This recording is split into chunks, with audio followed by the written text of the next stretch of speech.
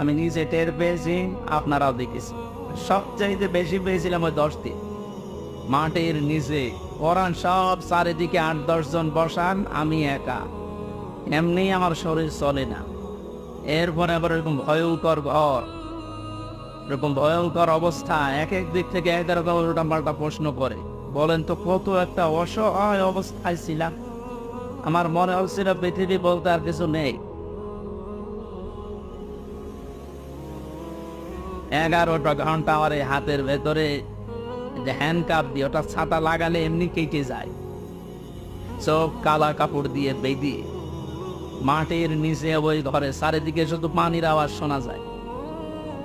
এর উপরে 11 ঘন্টা আমার জোহর আসর মাগরিব এশার নামাজ পড়তে দেয়। আমি এশারায় পড়েছি। অজু আছে কি আছে, অজু করবো কোথায়?